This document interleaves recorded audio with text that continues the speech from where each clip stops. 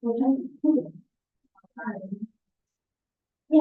so I will bring tomorrow this New York's first presentation day. Right, it's right in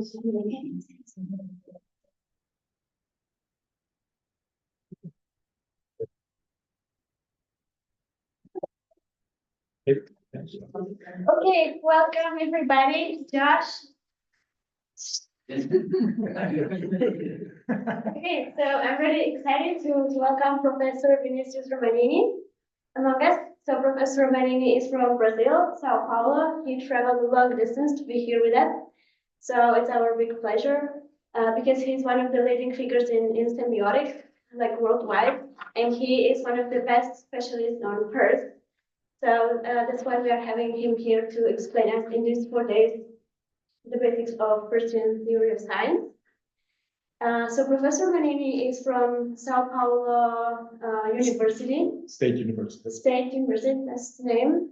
From the School of Communication and Arts. Thank you. Where he is directing the Department of Communication. So he's head of the Department of Communication there. And the department is similar to ours. We are also communication department, communication linguistics. And yes, so one of his very interesting projects is called Vinicius Semiotics, which is about Peirce's classification of signs composed by many sign classes, and he designed a periodic table out of it, which is something really complex and exciting. So we have 4 days to understand it more or less. And hopefully we'll do our best. Yes, hopefully we'll know more after Thursday. So Professor Romanini is here with Marcos Raninen there, who will be also joining the discussion in seminars because they work together on this semiotics project on Peirce. And yeah, so I think now for the introduction, I don't want to occupy your time, so I will just give you the space or organizational. So this is 4-day seminar, just that everybody is on the same day. So we'll be meeting tomorrow, Wednesday, and Thursday, same place, same time here. Thank you. The floor is yours. Well, I want to start by thanking Ludmila and all the staff from the university for inviting me, for having me here. I'm really happy and honored to be with Ludmila's students. And what I have prepared for this seminars, this series of 4 sessions, is like a continuous of thoughts, slides that I intend to share with you. So we don't have to be strict on ending at any point of this flow, because what I want to do is to open a conversation with you. So we don't have to cover a predetermined number of slides for today. So we will take as much time as needed to make the ideas clear enough for you. So it is a conversational course. And as I told before, please feel free to raise your hands, ask questions. So I'm not pursuing a lecture that cannot be interrupted. Actually, in a very semiotic tradition of Peirce's ideas, we want it to be an open dialogue. So the ideas are a little complex, but for today, I didn't want to put... Não, lá estava escrito traduzir. Não, lá estava escrito traduzir. Eu juro que eu vi aqui. So you have to turn off your... Hello there from Brazil. You have to turn off your mics. Okay, I'm going to mute everybody else. Those are my students.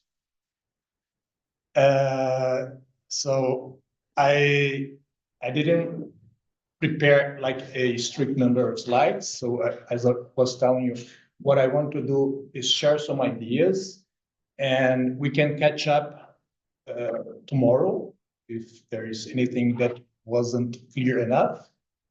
And what I want to do is, as it is a sort of complex argument for this session, I want to bring like an introduction, which would not scare you too much. And so we're going to cover some of Peirce's philosophical ideas, because it is important to understand Peirce from different layers. So when we talk about his semiotics, we must understand that semiotics is part of a larger program. Semiotics for Peirce is a general logic.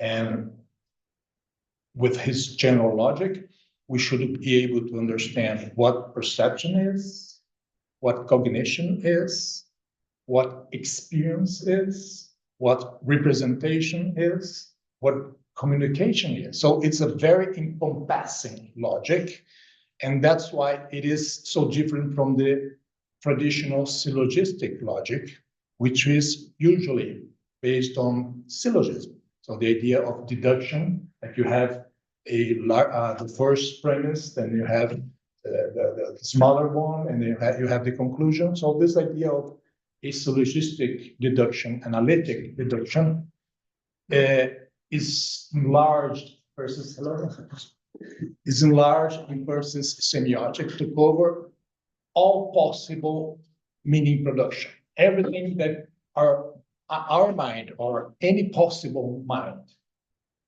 can perform in an open universe that will bring meaning.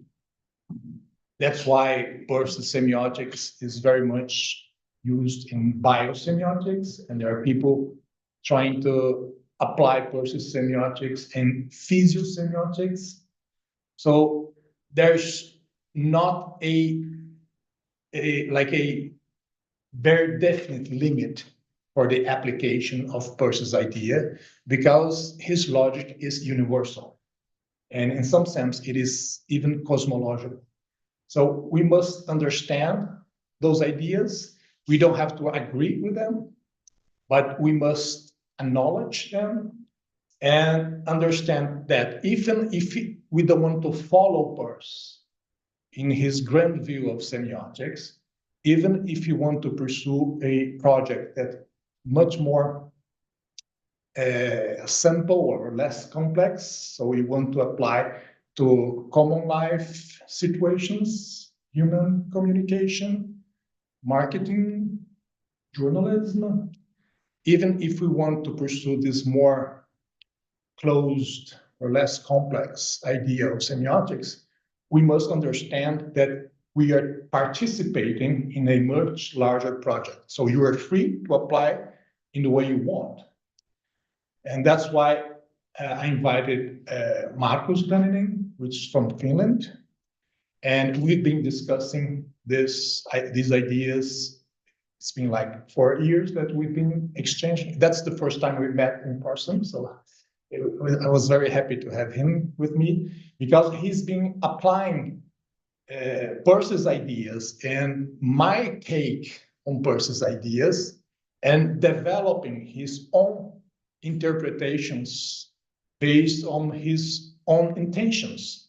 And I think it's a good example of what you could do if you want to adopt Peirce's semiotics. So you don't have to strictly follow Peirce in all his steps. You don't have to follow me or anyone else, but it is interesting that you know the different possibilities. So maybe you can find your own way. You can, and semiotics is a very open project. No one has the last word. So I am not the one who has discovered the correct way to interpret semiotics. I always say I have not found two Peirce scholars that would agree in everything. And it's been like 25 years that I have been participating in many workshops, conferences, lectures. And whenever we discuss, debate some of those ideas, there's always a lot of agreement, but also a lot of disagreement. And which means that it is a living project. So no one is here to dissect and kill semiosis or the semiotic project. No one is here to give you the final word on anything. So this is what I'm going to show you is how I understand semiotics now, today. And my view has been changing throughout those years, and I hope it will keep changing and developing. So I want you to invite to participate in this endeavor. This is a collective endeavor, and there is room for anyone who's interested in taking part of this project. So anyone of you can participate and make important contributions.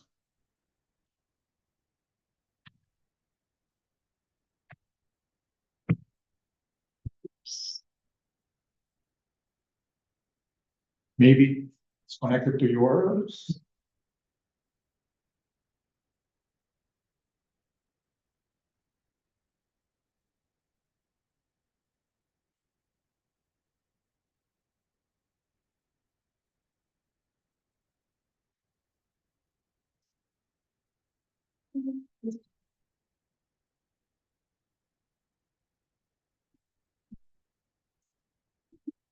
Understand?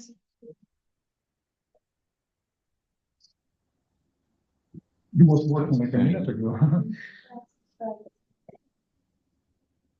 Yeah, let's do it again.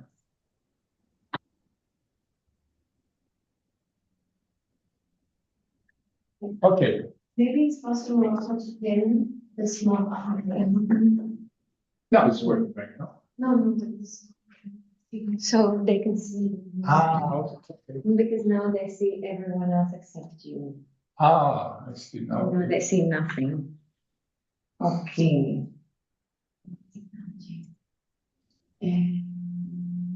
Wait, no. That was not the button that I wanted. We just did it. Okay.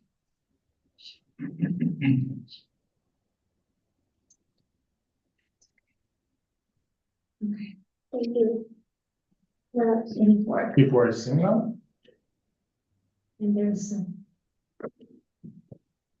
Okay, can you check out the chat? Okay, yeah, Should be working? yeah. So.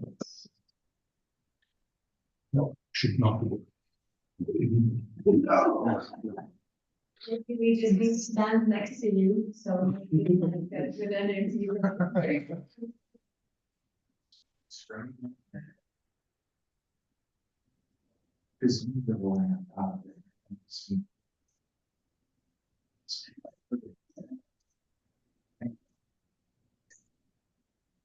Thanks, Peircean Zoom. Yeah. I will share to make sure that. Okay. So if I try to open it, it will open it. So can I try? Okay. So I just want to show the general idea behind my. It's saying that you are sharing. No. It's open, we're just, No, that's right, different browser. Well, if. Oh, it's okay. Otherwise, I just won't open. Just so that people. I mean, check. Oh, sorry about that. Email check. Yeah. Well, whether we can just.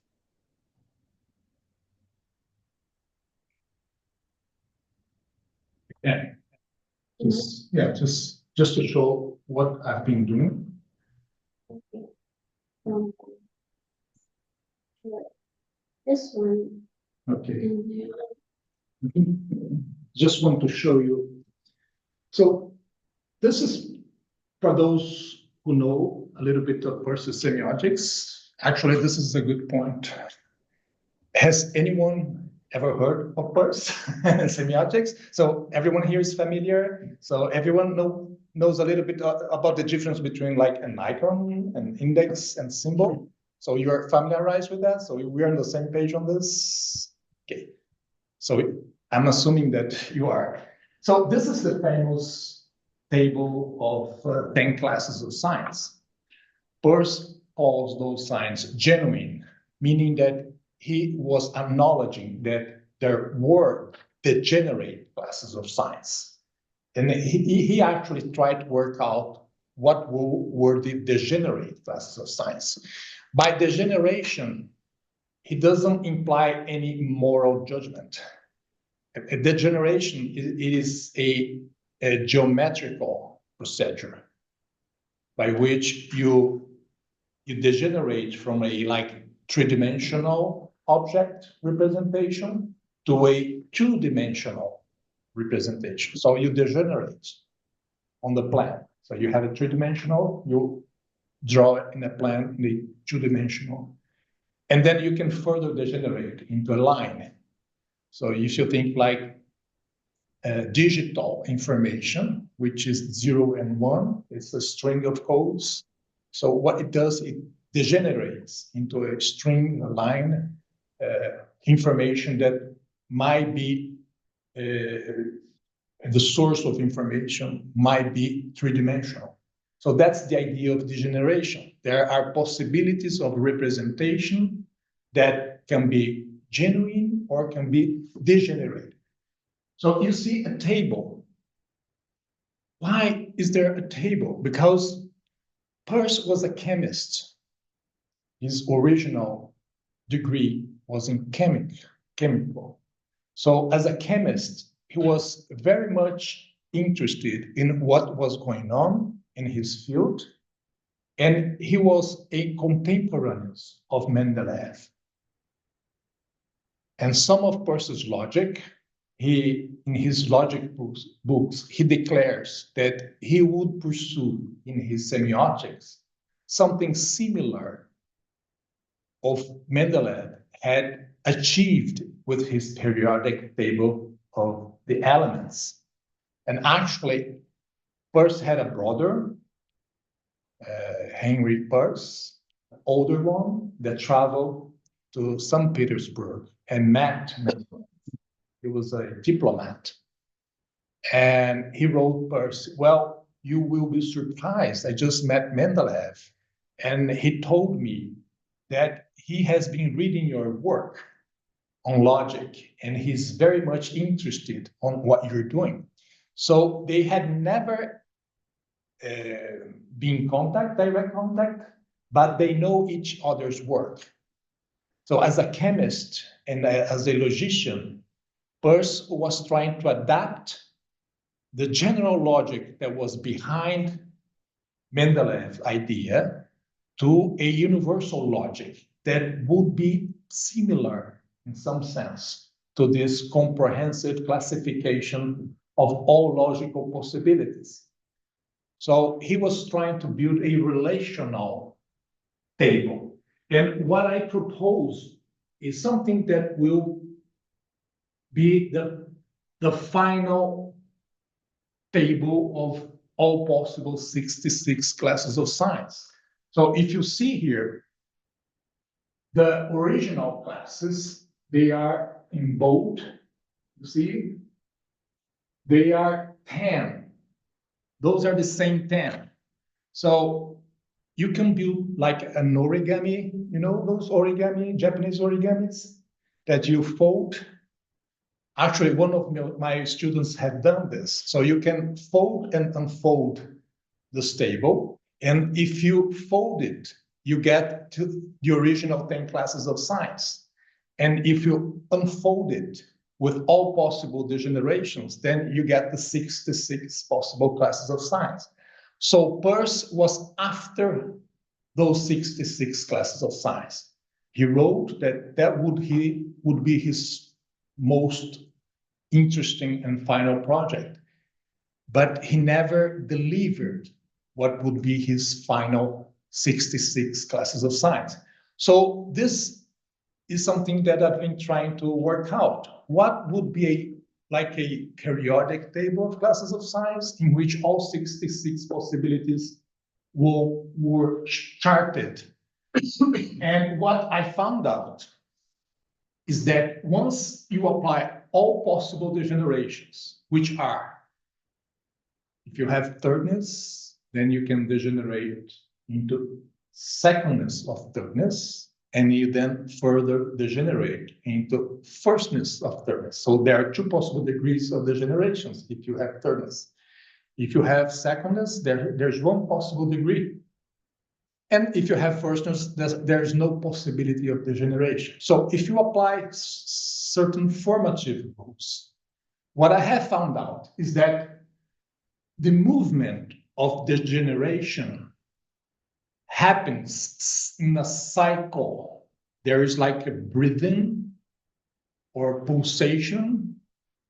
There's something like something is repeating itself in a cyclical movement, only by applying some formative rules. And I then try to figure out what was going on those movements, those pulsations, those breathings. And what I found out is that we can divide those pulsations in 4 periods: grounding, presentation, representation, communication.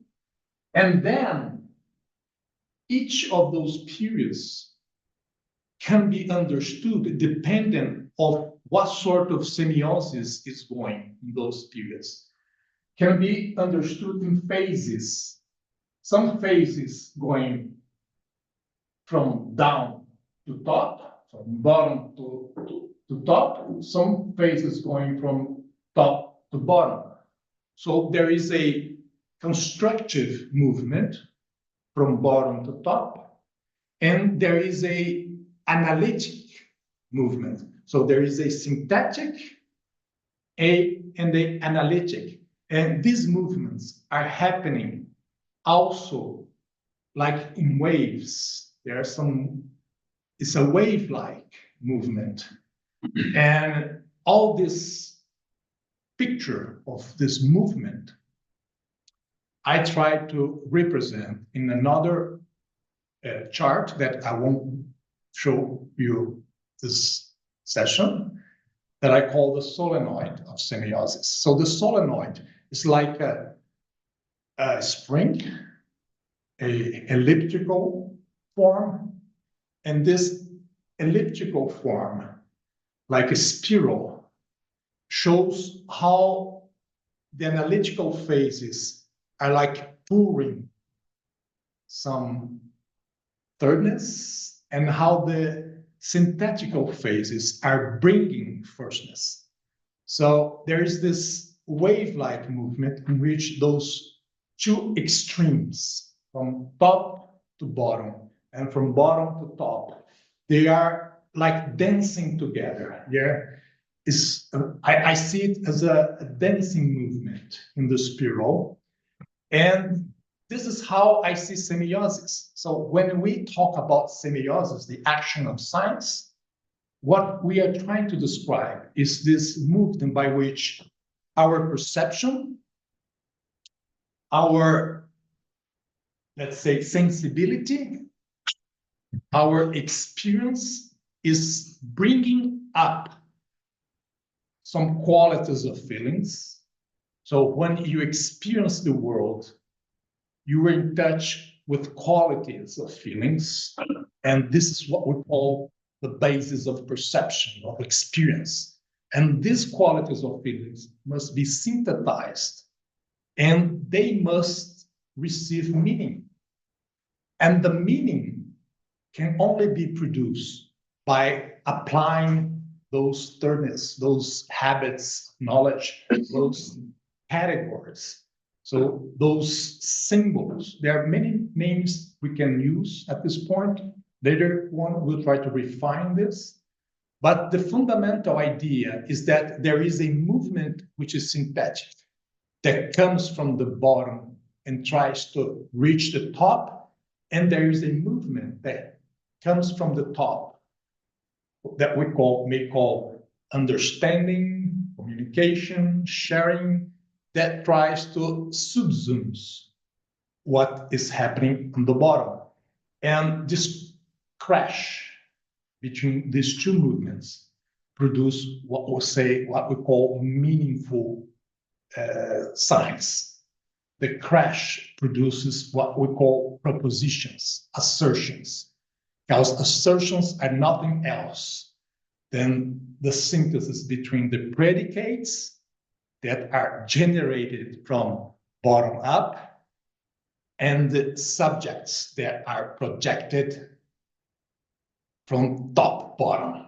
So they are objects of knowledge and they are the predicates. And their synthesis, when they encounter, they produce knowledge, they produce propositions, they produce information. So this is the basis idea behind this project. So I just want to leave it for the moment. We'll go back to our presentations because, as I told you, I don't want to scare you too much with this complexity. I just want you to understand what I intended to do. And now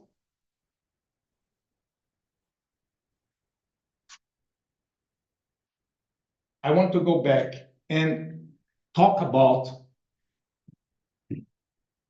why we should go after this sort of schema, why we should worry about trying to build this comprehensive system of classification. Because Peirce's theory of science is part of this much larger project, as I told you, that is connected with his pragmatism. So when we talk about Peirce's philosophical architecture, we must remember that he was a very intensive reader of Kant, and he was, from the beginning, puzzled by the way Kant tried to solve the fundamental problem of Occidental philosophy. You may recall that Kant's project was to solve the conundrum between two domains or two different strains of philosophical thought.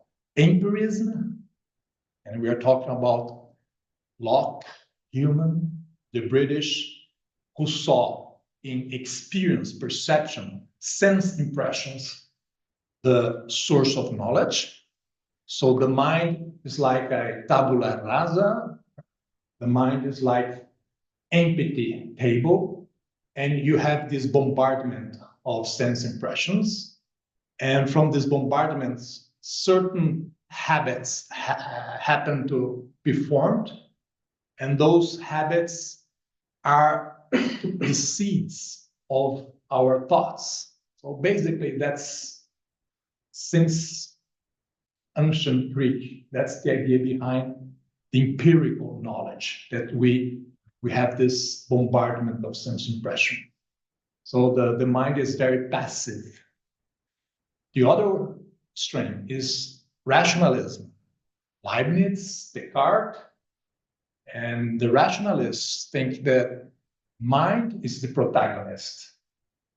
Actually, everything happens because the mind is working out in a deductive way, analytically, from very clear and definite ideas.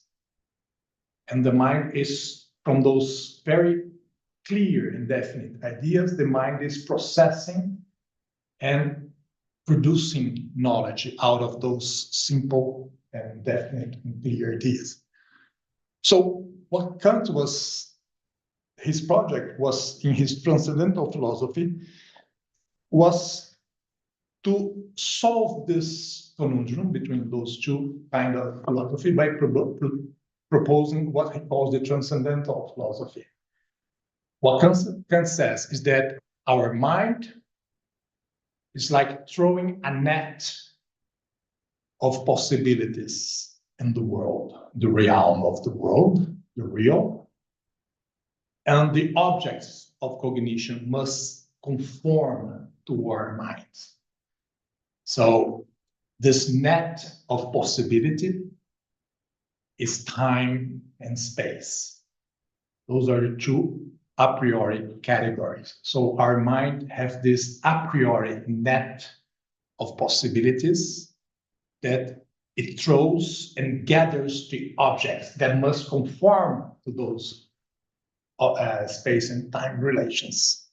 So this is the transcendental aesthetics. So phenomena, they are the result of this work of the mind. Kant's aesthetics is nothing but a description how our mind are producing phenomena out of the synthesis of the multiple of the sensual perceptions. And this is what Kant calls sensibility. So some of our objects of cognition are organized, arranged in time, and aesthetically, we can give an example of music, which is arranged in time. Other objects of sensibility are arranged mostly in space, like architecture, like sculpture. But in a day life, like this classroom, we have performative action.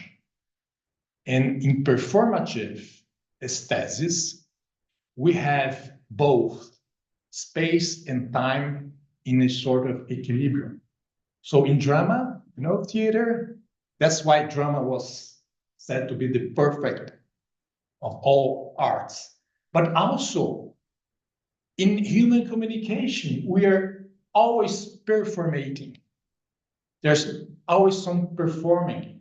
Right now, I'm performing to be a professor, some specialist in Paris.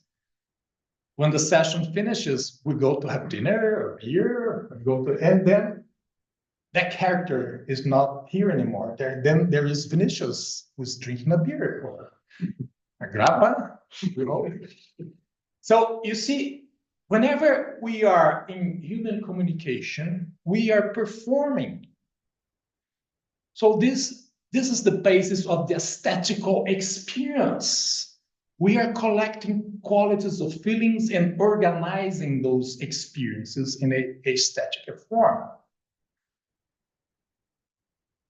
Peirce was very much interested in the solution. So that's the problem of the synthetical judgments. How our minds can synthesize the multitude of impressions, sensible impression, into a phenomenon. And Peirce studied Kant's solution for many years. He accepted up to a point, but then he rearranged the problem. And that's when things become very interesting for us semioticians, the way that Peirce rearranges the problem. What Peirce says, that actually we don't have those a priori categories, space and time, that are collecting the objects and conforming them to the aesthetical experience. Actually, we have three basic categories from the start, which calls firstness, secondness, and thirdness, or quality, action, reaction, shock, and mediation, generalization. Those are Peirce's three categories. And what he says is that our mind is always in direct, immediate contact with firstness. So nothing like a net of space-time collecting impressions. No, we have this immediate wholeness of firstness that is like a tsunami of impressions.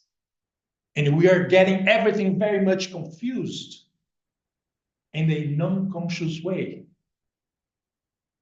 So in Kant's idea, there is no place for the unconscious or not conscious.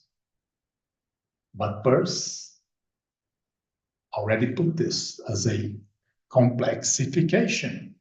So we got the firstness in a non-conscious way, and then the work of the mind is from this very confusing firstness, where everything is very mixed. The mind separates what is the object of the attention and the object of attention becomes the subject of our knowledge. The object of attention is what we call denotation. The object of our attention is that we call the extension of our concept. Those are all similar or synonymous words. But the idea is that our mind puts attention on something. And whoever is not part of that attention immediately becomes the possible predicate. So you see what's going on? So we are like scanning the world. We are like foraging the world, looking for objects of possible attention.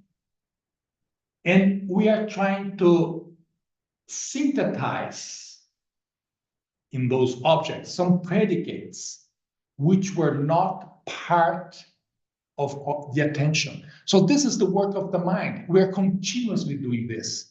Out of firstness, we isolate secondness, the object of attention.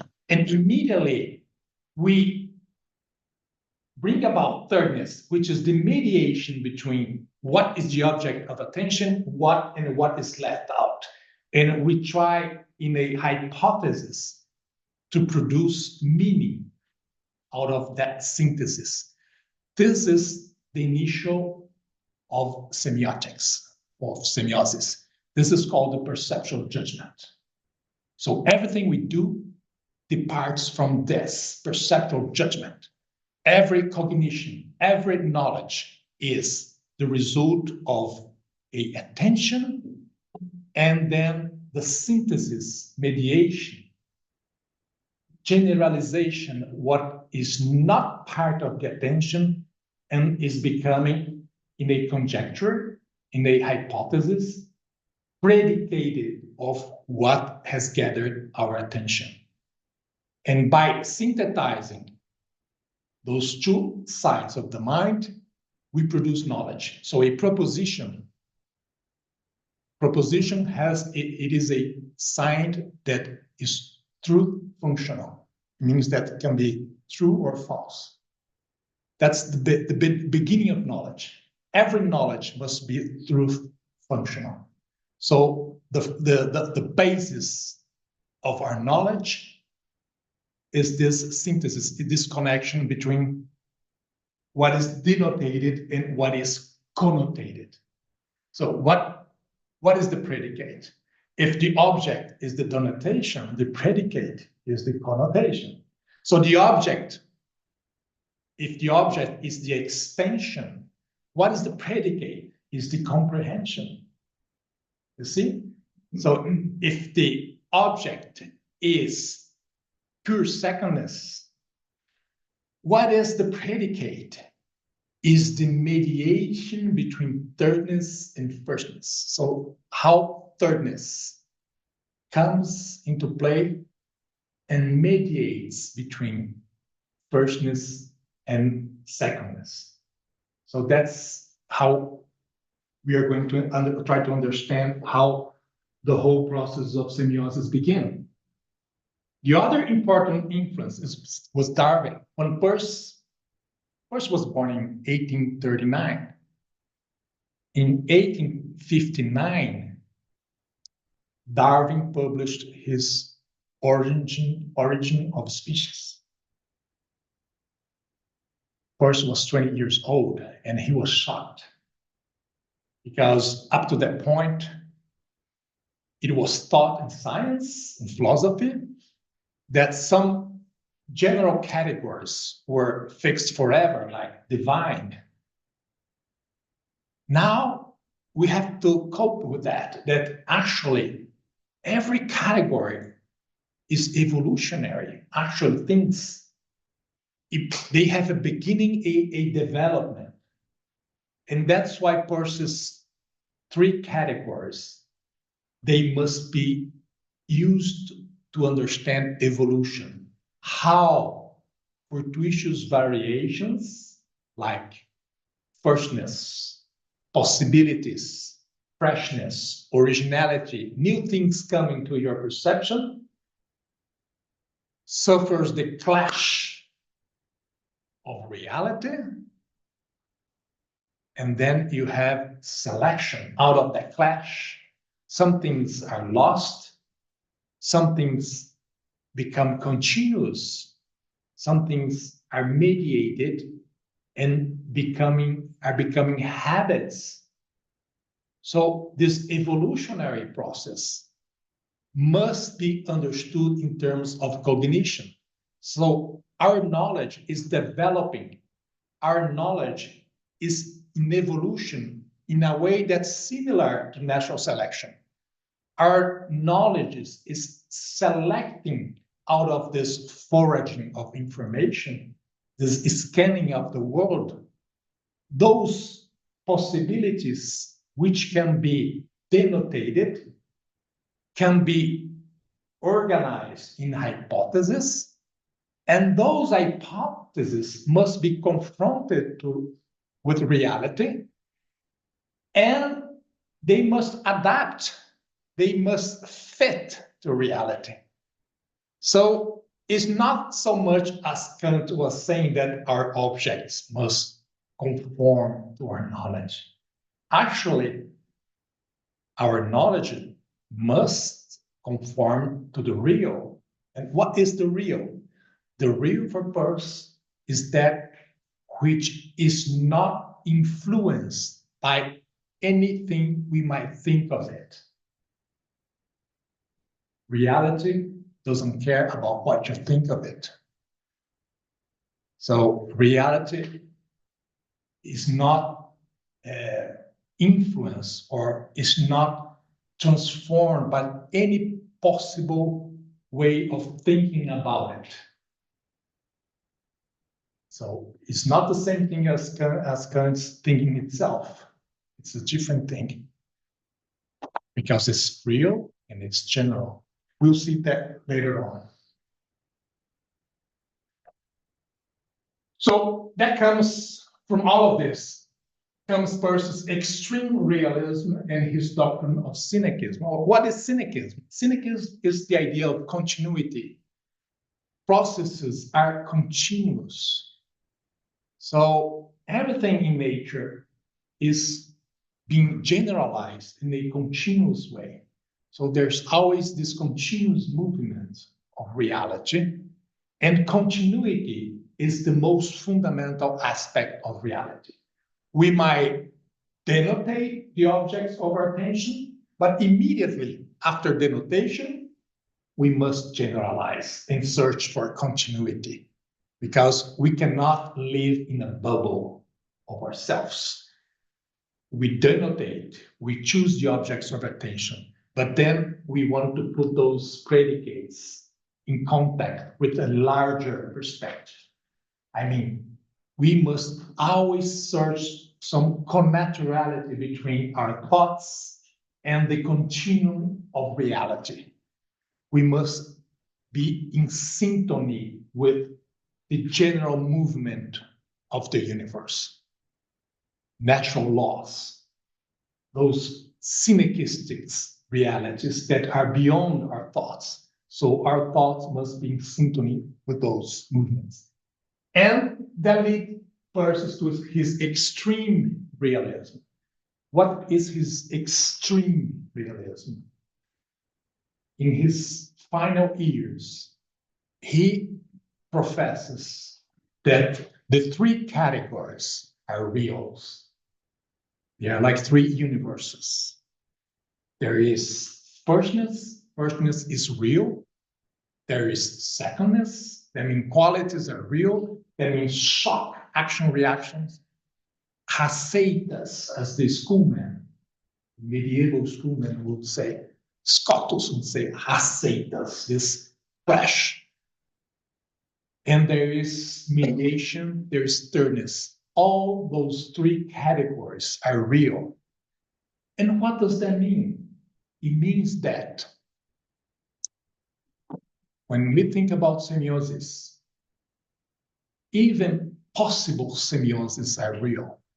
This is something difficult to understand because in our culture, in the Occident, we are from the start, we are very much immersed in what we can call nominalism. The idea of nominalism is the idea that our minds are playing the bigger protagonist role in the experience we have in the world. Now, when you go to extreme realist position, we have to dilute this idea. So you must accept that there's this firstness, all-encompassing firstness that is real, and it is determining the possibilities of semiosis. So even if a sign is possible, it is already real. This is very difficult for an Occidental mind to accept. I'll give you an example that Peirce himself gives. Imagine a fossil fish that has not been found, that is buried under the earth. And this fossil fish has all the information that if one day it were discovered, if a paleontologist one day would study this fossil fish, then a new theory about the geology of that area would be produced and worked out. So for Peirce, thought is already there. A sign is already there in the fossil fish.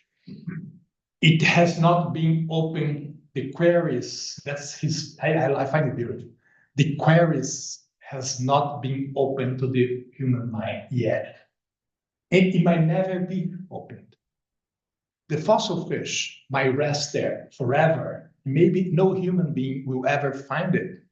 But that doesn't mean that it is not a real sign, because as a possible, it is already real. Say that. Just to double down on that. So going back to your 66 signs, it's real, it's not degenerate even. It's real if? Is the fossil fish a degenerate sign or no? No, it's real, and a good question. It is real, but it is in a degenerate, in my classification, it is real, but as a possibility, a real possibility. So it is a degenerate sign. Okay. It is a degenerate sign. That's wonderful. That's wonderful that you have already put this question, because you'll save me some later on. You see that. So when you apply the whole table, those questions are important, because then you can apply and find how those things can connect. Imagine that you write down a message and put in a bottle and throw in the ocean, and no one ever finds it. It rests forever on the bottom of the ocean. But isn't it already a sign, even if no one ever interprets it? So for Peirce, it's the same thing. The fact that nature has produced the information is the fossil fish. And the fossil fish is there sitting, and no one ever finds it. That doesn't mean that all you need to produce your informative theory is not there. It is real. It's already there. It's a possibility. It is a real possibility. So Peirce goes even beyond that. He says that anything in the universe is at least an icon of anything else. Anything in the universe is at least a possible sign of anything else. Like, if I take this, how do you call it? No idea. Okay. But you know what that is? An eraser in English, okay? But then if I hit goes like, okay, it becomes an icon of a car. And I can do that with a chair. I can do that with anything. So you can play around with the world, because it's the world of possible meanings. And you can impute meanings to things. So as a possibility, if you like astrology, you can see the stars and extract a whole lot of meaning out of those correlations. I'm not judging anyone here, okay? So you find iconic relations between the movement of the stars and your life, the events of your life. Why so? Because we are imputing meaning. There's possibility. So you can find a new planet somewhere in the universe, and then you input meaning to that planet. And that's what it's the basis of semiosis. Anything is in potential, a possibility of anything. So you can, from the scratch, start a new row system of ideas that you can share with other people, and that become a whole new spectrum of meanings. So this is the formative power of semiosis. Uberty. Uberty means being pregnant. The universe is pregnant of meaning. So everything is potentially meaningful once there's someone to input meaning. So as a possibility, it is already there. So semiosis is a continuous process that structures reality. So we're going deep in his metaphysics right now. So we can think of semiosis as some general process that brings structure to reality.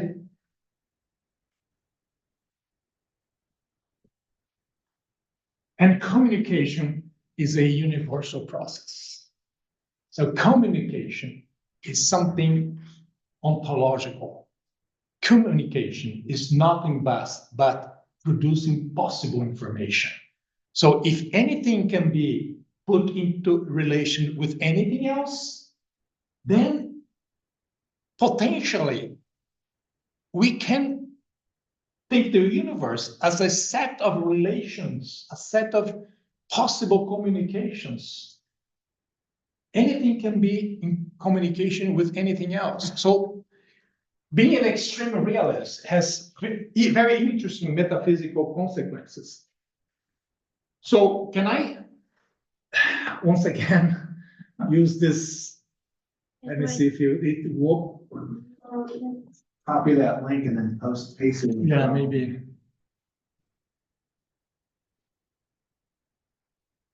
So it's a good moment for questions. Anyone would like to make any comments, questions? So far, is it clear what I'm saying? Or is it too much?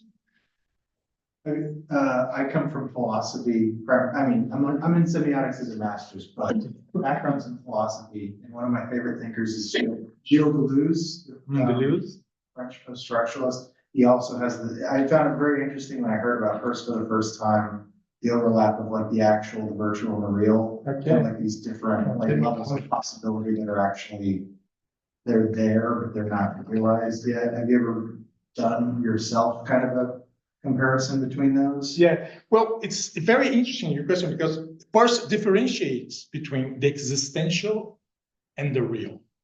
So like stable, it is real, but it is fundamentally existential because it has a time-space concreteness. The real is always general. So when we think about the virtual, for Peirce, is anything that has the virtuality of, the virtues of, and everything virtual is by definition real. Like an abstract concept has virtuality because you can't extract consequences out of an abstract concept.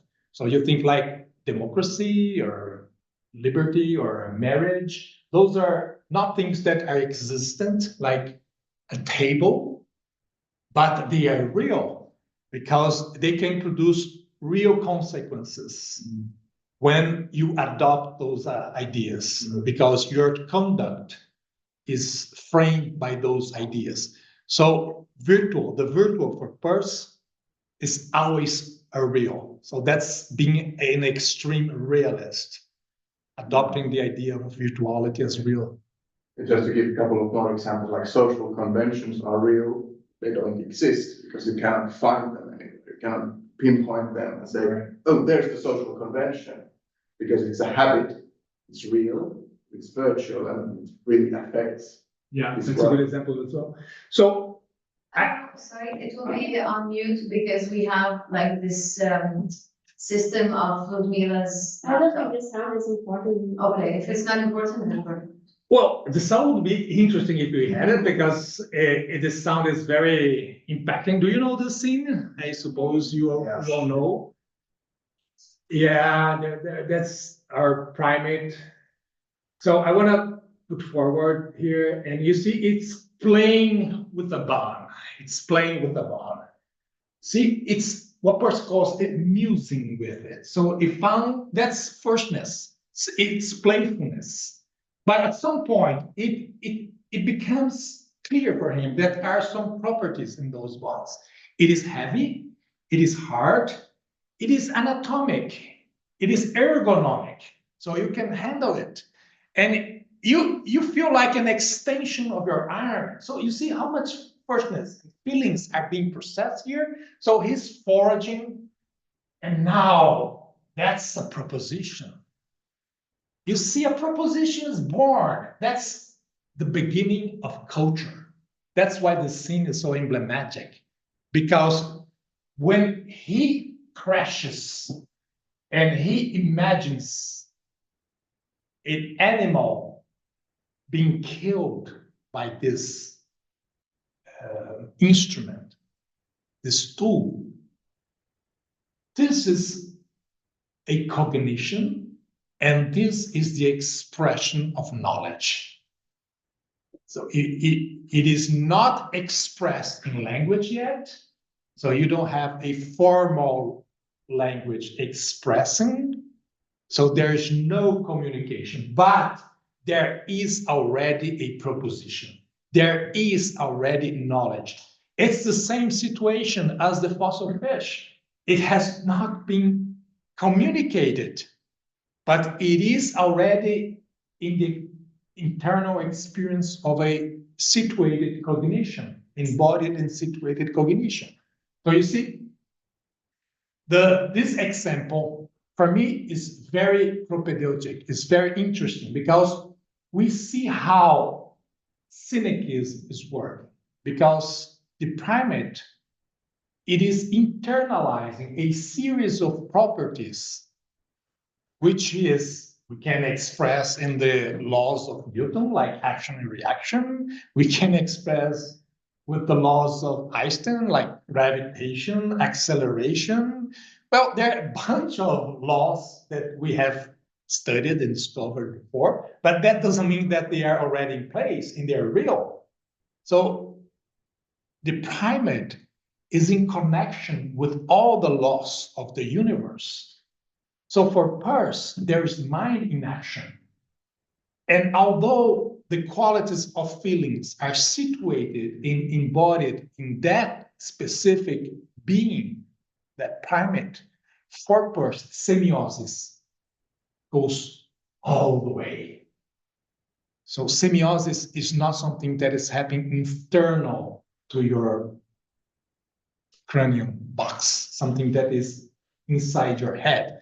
Semiosis is a relational process in which you are in contact with all real possibilities, all real habits of natures. We call it laws of natures. And your mind is taking all of these predicates, and even if in an unconscious way, even if you don't have a language to express it, you are already synthesizing the object of your attention, the bond. That's the denotation. That's the extension of your cognition. And everything else, all the qualities of feelings, all the structure of the universe that is producing gravity, the laws of motion, all the habits of connections between things, all of those things, even if unconscious, even if you don't know they are there, but you feel them, and you are putting them into a predicate. And that's why you then make a conjecture, a hypothesis. You express it as a possible tool for killing, for hunting. So that's a hypothesis. This is a conjecture. You have to try it on. You have to go to reality and see if it works. It is just a hypothesis.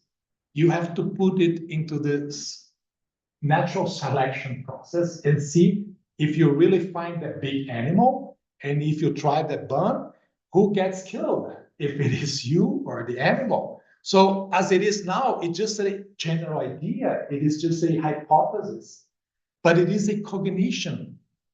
And if you apply it, and if it goes and you have success, then it might become a cultural habit. Can I? Sorry for So I want to put this second that you might know as well. You know the white cell after the bacteria? You have seen this before? You have? This is also famous. What with this one? Yeah. Now, what you see, it is a white cell in your immune system, and it's doing something very interesting. You see what it's doing? So, do you doubt that this white cell is chasing the bacteria? I'm gonna use this free vocabulary. So, you see what happened? You see the bacteria was like Tom and Jerry. The bacteria was trying to flee. Well, certainly it's not what's happening, because the bacteria and the white cell, they don't have a nervous system. They're not conscious about it. So it's not teleological. Our immune system is not fighting a war against intruders.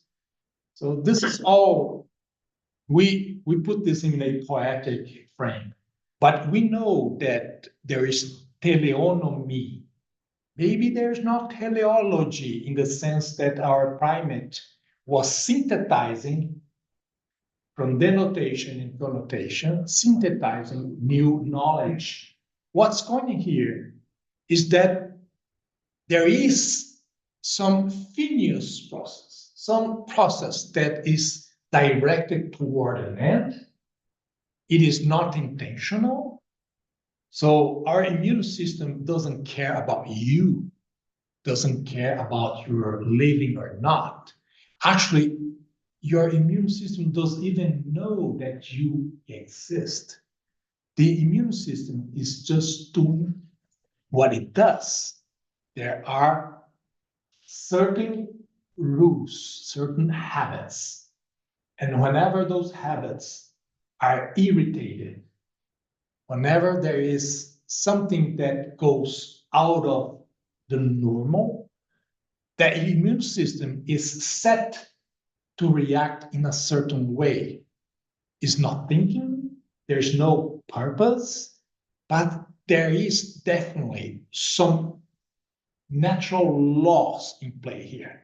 And those natural laws imply some fineus. Something must happen towards an end or a final interpretant. And this, for Peirce, in a semiotic perspective, in a pure logical perspective, in which there is no psychological assessment, so Peirce is not interested in psychology. What Peirce says is that in semiotic terms, the two things are identical. In semiotic terms, the two things are identical. Although there are different levels of complexity, there are semioses going on both of them. There are habits that we can express in natural laws, biological habits. There are some intervention, irritation, something goes out of order. There's firstness, there's attention, And then there's the need to produce a final state.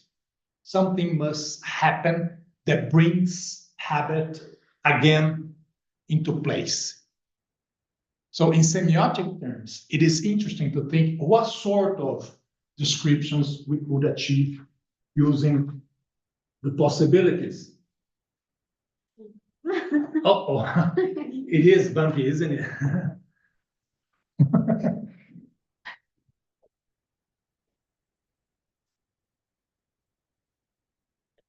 So I'm gonna give you now some interesting ideas that, and some interesting quotations by Peirce that might, at first sight, seem very, say, ludicrous, but we want to take it seriously and see if we take them serious, what sort of knowledge we can extract from that. So we must be open to new possibilities. So classifications are hypotheses that reveal logical relations of phenomena. So when we think about classes of science, classifications, we are trying to understand logical relations from disparaging phenomena. As we saw, our primate, which would be the, how do you say in English? Some of the antenati? Ancestors. Okay, thank you for the. So those are our ancestors and our immune system. So can semiosis help us to analyze those two phenomena and find possible connections, relations, similarities? So this is something that we should be open when we study semiosis. So the importance of fallibilism in a continuous evolution of taxonomy. This is something that I have already said, but I want to emphasize. Whenever we are studying phenomena and trying to find possible relations, we are applying a number of taxonomic possibilities, but we must always be open to reconstructing our system, starting from scratch. So this is something that a real semiotician must always be prepared to drop assumptions and start again if reality does not conform to our beliefs, because reality doesn't give a damn to your beliefs. So whenever reality shows that your beliefs are not adapted, you must drop your beliefs and start new hypotheses. This is something that I have always tried to do, and I always tell my students that we must never be attached so much to our ideas as to confront them with reality. So Peirce's division of philosophy. We'll go quickly into this, but I think it's important. So the first thing we should do when we think about philosophy is to study phenomenology. So in philosophy, phenomenology or phaneroscopy, which is the definition and description of all possible categories. Then we have the normative sciences, and they are three, which is aesthetics, ethics, and logic. And why are they important? Because for Peirce, aesthetics is the basis of knowledge. Peirce was a logical sentimentalist. He defined himself as a logical sentimentalist. A sentiment for Peirce is the pinnacle of logic. A sentiment is the generalization of our qualities of feelings. Like a sentiment is something that is shared within a community, something that is developed throughout communication, when we have the sense of the commons of a co-mind. He used those words, the collective mind that is co-involved in semiosis. So the final meaning of life What's the final meaning of life? It is a shared sentiment. So the final meaning of any semiological, semiotic process is finding what connects us in these deep general qualities of feelings. Ethics is nothing but putting the logical qualities of semiosis into action. So ethics, finding the right conduct in life. What sort of actions should I prefer? What kind of choices should I make? What Peirce says is that we should always prefer the choices that will produce logical sentiments. So he would say, if we do not apply this, then we become solipsicists and egotists. So he says that altruism is a logical principle, not only ethical principle. Altruism, like care about the others and be prepared to sacrifice yourself if it is for the better of the community or the best of the community. This is a logical principle because we are saving what is the most fundamental, which is the production of logical sentiment, the generalization of logical sentiments. So whenever we have choices in our lives, if we can identify the one who brings more logical sentiments into the community, that would be the logical choice. So his ethics is very much connected with his aesthetics. And his logic, which is semiotics. What is semiotics? Semiotics is the correct action of the mind. So what we call reason, logic, is nothing but an ethical procedure. When your mind is thinking ethically, is doing the correct choices, like you have an argument, an inference, and you are extracting from those inferences some results, logical results, you must do it ethically, which means that you must always produce your inferences as a way to search for the logical sentiments. You see how things are connected? So the ultimate interpretance of our logical procedures should be attaining some general qualities. So the pragmatic effect of any concept,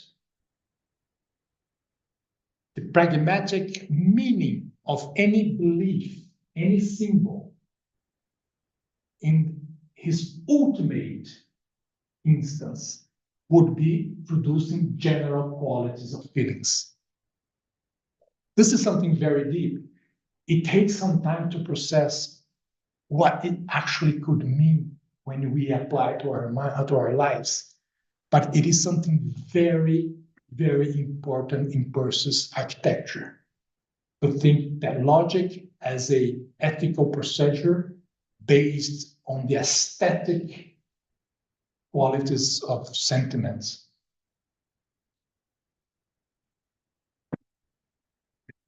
Then we have in logic grammar, critic, and rhetoric. Now, grammar is what my work is about. It's the classification of signs and how they can be described. So when you think about the periodic table of classes of signs, basically this is what Peirce means by grammar. Identifying all the components of any possible language. And when we think about language, I'm not talking about natural languages like Portuguese or English or any other. Language is anything that can be used to express meaning. So any gestures, music, dance, anything that can produce meaning has a grammaticality.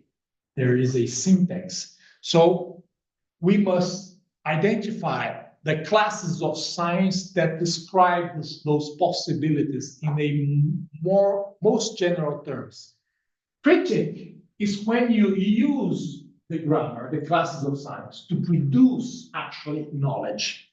So when you apply those classes of science to produce assertions, propositions, arguments, and those arguments, propositions, assertions have truth value. So the critic is when you analyze those assertions, propositions, and you make a critic of what you find out. And you drop some assertions and you bring into play other assertions.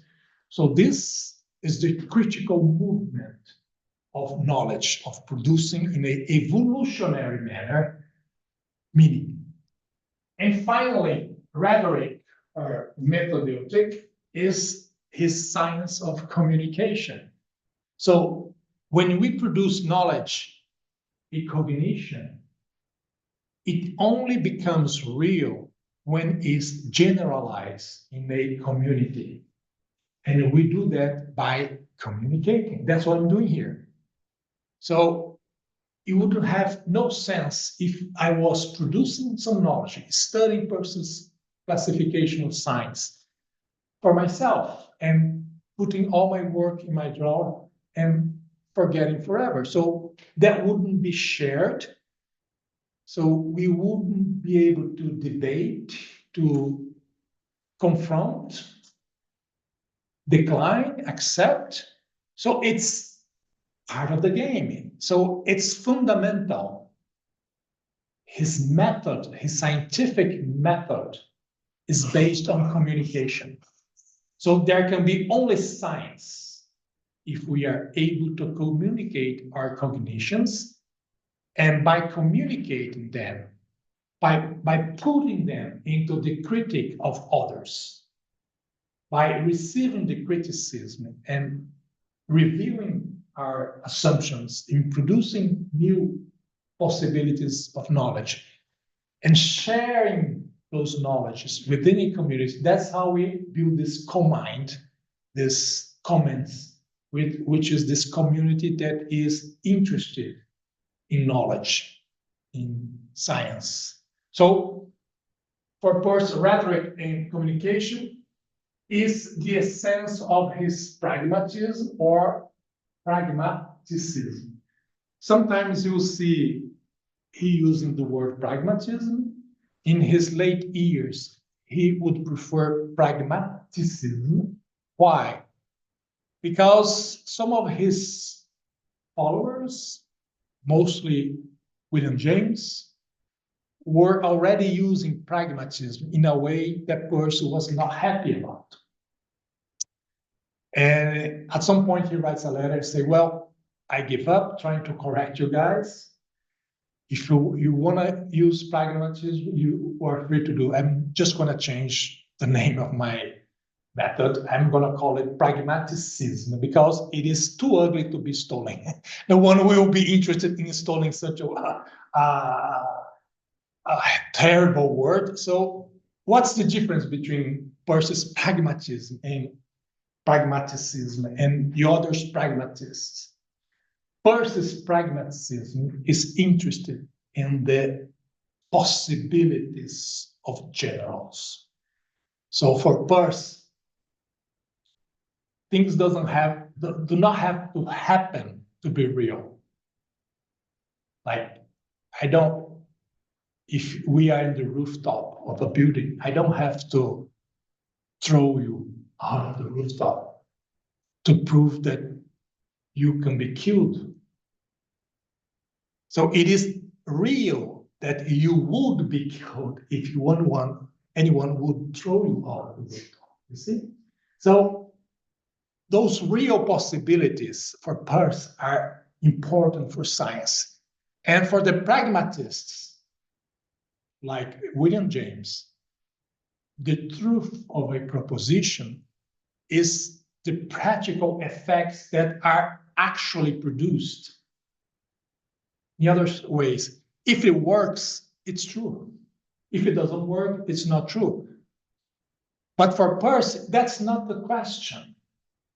If there are real possibilities and if generalities are future conditionals, what would happen?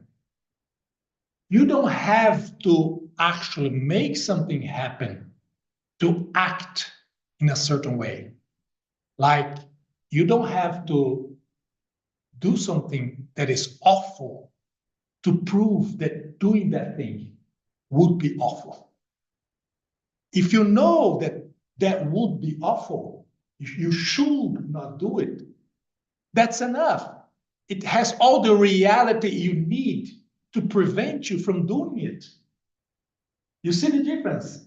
So reality gives us all we need to think rationally and to envisage possibilities of actions and prevent and making choices without having to actually producing some effects. You see the difference? This is very important for Peirce's pragmatism or pragmaticism. Most of our conducts in life are regulated by habits that were not put into action. It is sufficient that you know what would happen if you put into practice. Every time, every day in your life, even unconsciously, you are thinking, well, I shouldn't do this because if I did this, then the consequences would be awful. And all of this is real. It's not mere pure conjecture. Actually, you are playing with the realities. Those are real. And if you were against it, there would be real consequences. That's Peirce's realism. How much time we still have? We have like 10 minutes left. So if you want to keep it for discussion, we can. I just maybe just see what's going. That comes to his metaphysics, which is basic, and philosophy. Philosophy is an organic system rooted in experience and perception. So I'll end with that, and we can open for comments and discussions, debates. Thank you. Thank you very much.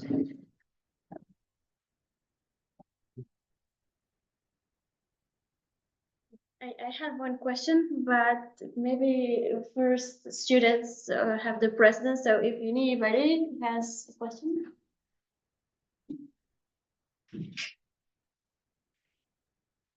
Okay, I wanted to ask you about that. You mentioned the role of the interpreter. So you told us the story about the fossil fish, and as it actually is a sign, even though degenerated, even if nobody interprets it.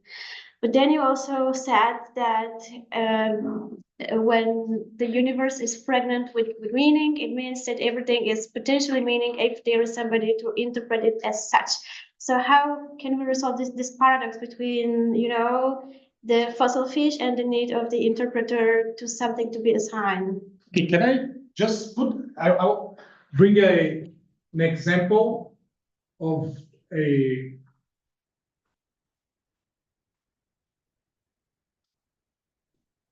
so if we can read this, maybe this will help us to clarify your question.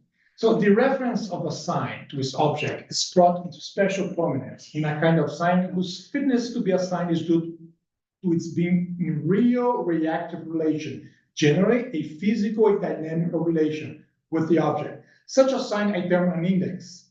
As an example, take the weathercock. This is a sign of the wind because the wind actively moves it. It faces in the very direction from which the wind blows. And so far it does that, it involves an icon. The wind forces it to be an icon. A photograph, which is compelled to be optical laws, by optical laws, can to be an icon of its object, which is before the camera, is another example. It is in this way that these indexes convey information. They are proposition. That is they separately indicate their objects. The weathercock, because it turns with the wind and is known by its interpreter to do so.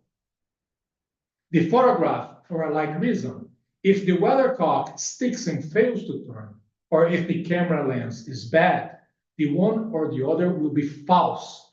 This is a very interesting assessment.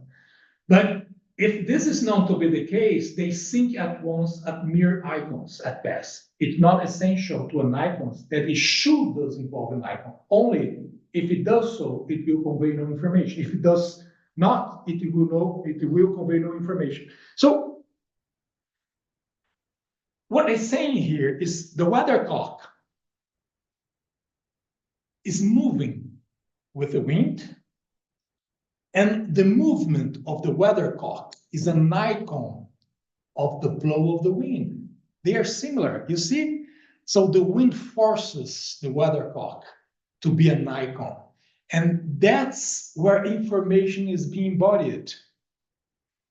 If the weathercock is rusted, if it's broken, if it's not moving, if you don't know about it, then the way you search, you foraging information, the proposition you get will be false. But then if you know it is broken, you see, the interpreter plays a role here. So if you know if that is broken, then the weathercock is just an icon. So it's not a tool for getting information about the universe. So the fossil fish is in a very similar situation. As a possibility, there's all the information you need there. As the weathercock, if it is moving correctly, it has all the information, but it becomes a proposition, true or false, only if the interpretant is present. So as a possibility, the information is already real, but it can only be extracted if interpretation is produced. So there is always this participatory universe. Maybe that's the concept that was missing. We live in a participatory universe. We participate in reality. So reality is, in a certain way, it is produced and becomes knowledge as we intervene in reality. By the intervention of a mind, interpretants are generated and new possibilities of semiosis are then produced. That's what he's trying to express. I don't know if I answer your question, but it is clear that interpretant has an active role in this. Thank you. Okay, any other questions? I maybe have a question which is not connected with Peirce, maybe as an author himself, but as you might definitely know, if there is some development of these ideas about we meet nowadays a lot of I don't know the term, but the feeling that people are blocking communication. So blocking meaning making, and like a simple example that I've been noticing is blocking the bodily reactions. So The what did? The body communication. Okay. So you know that you're tired, but you're like, I don't want to go to sleep, and then your body is shutting down. And then, or for example, in healthcare, that the first reaction very often is not to search for the illness, but for the symptom, fix the symptom. So in reality, the communication is not fully happening. It's happening, but we are like ignoring it. Perfect. So what would you say how his theoretical framework could be adjusted to kind of this reality? Actually, because when I say that meaning is grounded on aesthetical experience, like the feelings, emotions that must be generalized and become sentiments and then processed in semiosis, where does the feeling come from? It's coming from your body. Mm-hmm. So whenever you block the production of feelings and the generalization of those feelings into sentiments, actually you're blocking semiosis.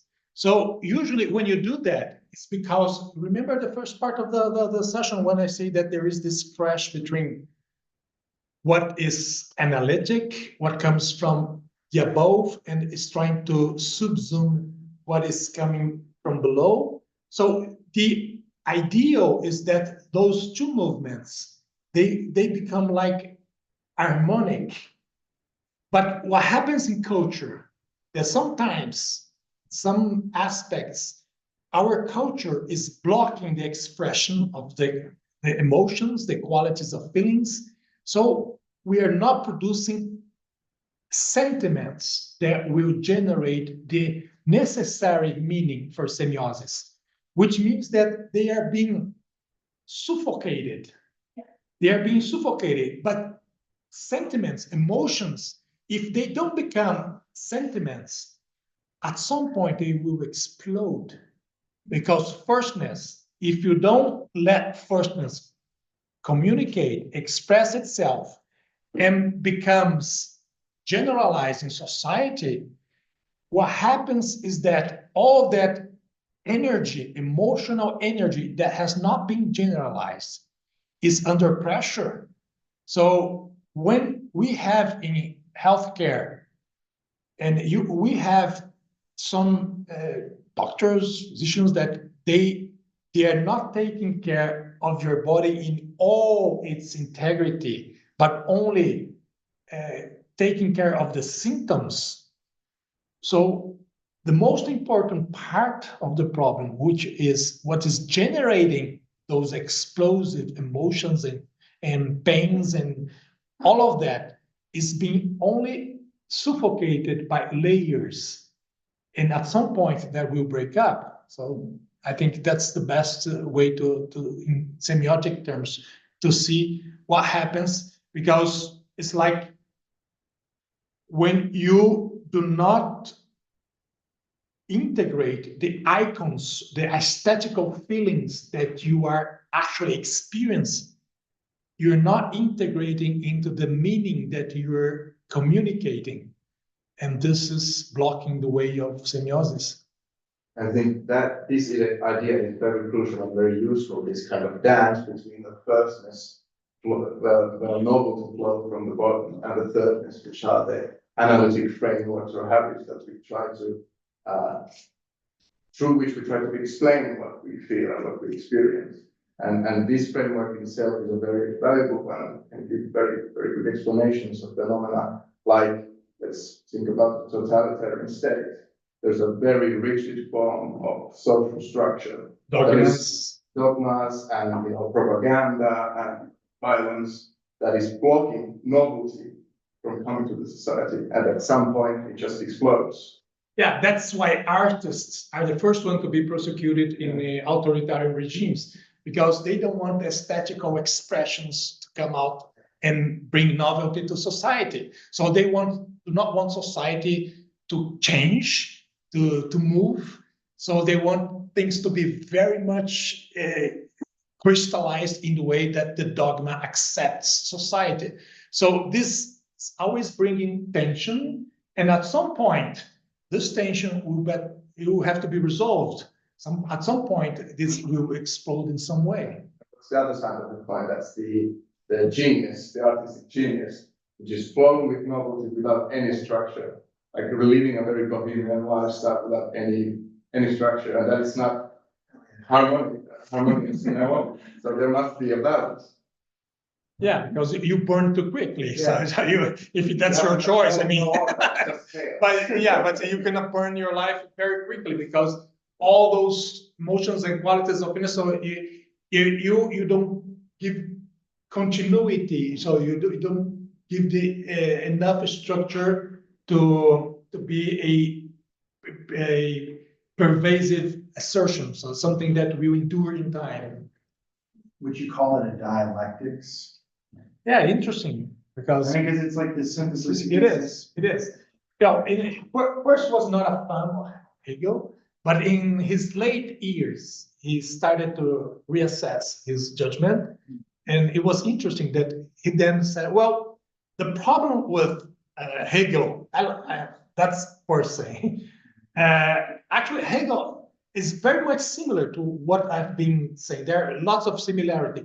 The problem with Hegel, he puts too much emphasis in the absolute, and I put more emphasis in the Hacetas experience. I think that the crash of our minds with reality is crucial to this bringing novelty and experience into play. And Hegel is much more interested in this long-run historical development of things towards the absolute. And Peirce is not a determinist in the sense. So nothing in my theory imply any meliorism. So Peirce was not defending any sort of evolution in the sense of becoming better. You say, well, there's nothing like that. The fact that there is evolution and natural selection doesn't mean that we are getting better, or species are getting better. They're getting more fitted. But that doesn't mean that being better in any way. That's a moral judgment. And maybe in some respects, we're getting even worse than we were. But that's the crash with reality. I mean, Hegel talks about man's engagement with the world reflects back on man, and so it's this ontological recreation of the self. You know, we create our own societies that then give us the constraints by which we can operate. That would be Peirce's notion as well. So yeah, both thinkers are like evolutionary, I guess. Yeah. Both responding to Kant very deeply. Yeah. Just I haven't really heard very much on Peirce and Hegel, but it's interesting. You said later in his life is when he kind of later in his life. Yeah, because later in his life, as he became more of a realist, and he started to read Hegel again in his new framework. And in this sense, there is this movement that maybe Hegel has identified that there is this process going on. All right. Let's close the session for those who needs to leave, and who wants can stay for discussion. Yeah. And we start tomorrow again at Thanks 5. for coming. See you Yeah. tomorrow.